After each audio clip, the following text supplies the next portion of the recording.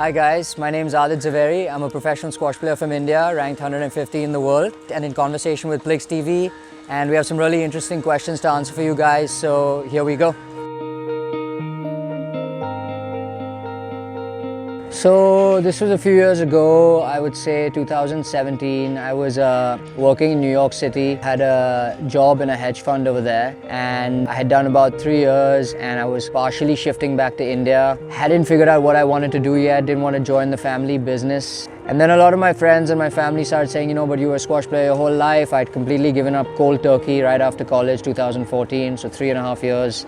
Not one day I'd played, lost my racket, shoes, and then kind of just started feeling the hunger in the basement in my stomach again. And yeah, slowly started picking up the racket, playing local tournaments, and then kind of just decided that let's see where it can take me, and that's where the journey began. Day in my life is pretty similar almost every single day of the year. My day starts around 6:37, wake up. So I get to the courts around 8:30, do some mobility, warm up. My first session goes on from about 9 to 9:45. It's not a very strenuous session, it's just me hitting the ball alone for like 45 minutes. It's called a solo in squash.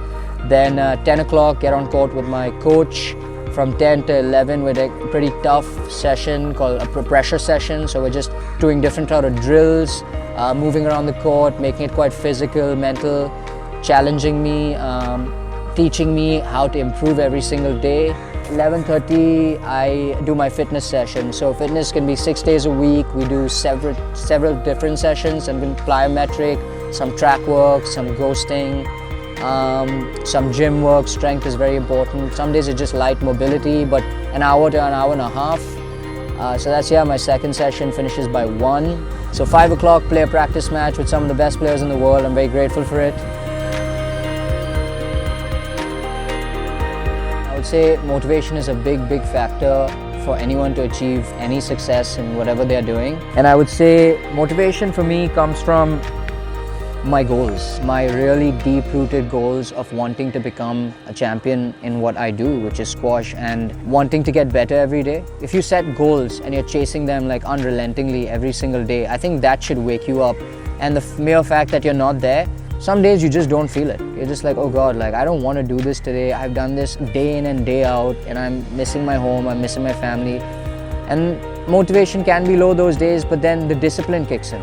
Okay, it's like, well, I am disciplined, and I have a warrior's mentality, and I'm gonna do this regardless of how bad I feel. Because the truth is, and it can't be said enough, like champions aren't born on great days, they're born on the bad days. And the people who can manage to do good and be really good on the tough and bad days end up being champions. And you have Michael Jordan, you have LeBron James. These guys are all people who just prove that that's the case. They don't really win all the time on good days, they win on bad days. And I think finding motivation from role models is really important. Finding it internally, of course, is the most important. And then finally from your support system, they motivate you daily. You can't always do it on your own. It's a team effort. Even though I play an individual sport like squash, you need people around you daily to push you, motivate you. And I think it's a team effort as long as you believe in your own goals and motivation. So yeah, I'm motivated to just be the best in how I can be in squash, and hopefully be a champion one day.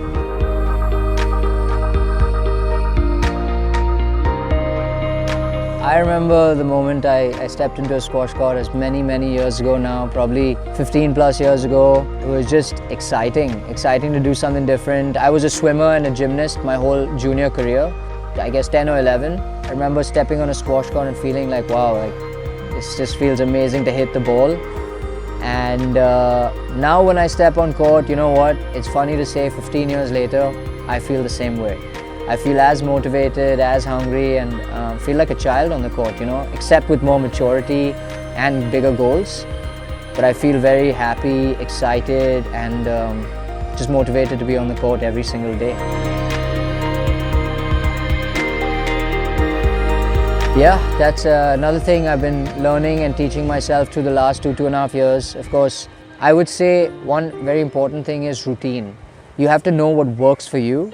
And over the last 2.5 years, I've found what works for me, which is big part of my routine is music. I love music. It calms my nerves down. It gets me excited in the right way. I find the balance. Of course, my warm-ups, my mobility, all my routines with my music plugged in. I do that 45 minutes before a big game. I start my entire routine. And I would say I definitely have like a small journal of things I read before I play, things to calm me down. Talk to my coach, extremely important. Have a game plan for the opponent that I'm going to be playing that day. And also anticipating the worst situations. I think that's an extremely important thing, because yes, you'll be able to play amazing and potentially win if you're having a good day, but what if things don't go your way? Because that happens a lot of times, you know. Yeah, definitely have a few role models, and I would say at the top would probably be my dad. Like I had mentioned earlier in the interview, he is a 3-time national champion butterfly 100-meter swimmer for India, and he was one of the best in his time. I would say he has motivated me to a very high level. He's always expected the best from himself, and I think that's what he always wanted from me too. And from a very young age, he always kind of demanded that from me, you know. He wanted the best from me, and is why I probably have been able to achieve a decent amount of stuff in my life, especially in the sporting field. And my mom also really inspires me and has taught me as a big role model in a different way. And I'd like to end it with just saying that my mom taught me how to love, but my dad taught me how to hunt. And the medium between that is kind of where I am, and I'm trying to find the best way through both of them. Yeah, so the transition from squash to finance back to squash was probably one of the hardest decisions I've ever made in my life. One, because I've been an athlete and a squash player until I graduated college, Franklin and Marshall College in Philadelphia, Pennsylvania in 2014. Hung up my squash racket and shoes cold turkey and completely dived into the finance world, where I actually got a dream job in a hedge fund in New York City. And then finally trying to come back to squash. Yeah, I had lost a lot of hunger, a lot of will, just forgotten how to play squash. 3 years if you don't pick up, 3.5 years if you don't pick up a racket, you pretty much forget how to do it to that level.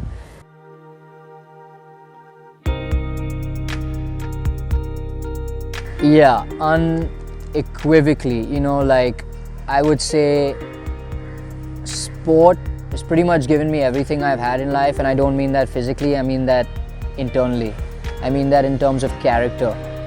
Sport challenges you in ways from a young age, which I don't think many things can challenge you, because winning and losing is a very hard pill to swallow. And the more you win, when you do lose, it really takes a hit on you mentally and emotionally. But if you start doing it at a very young age, it becomes just part of life. It just becomes how you live.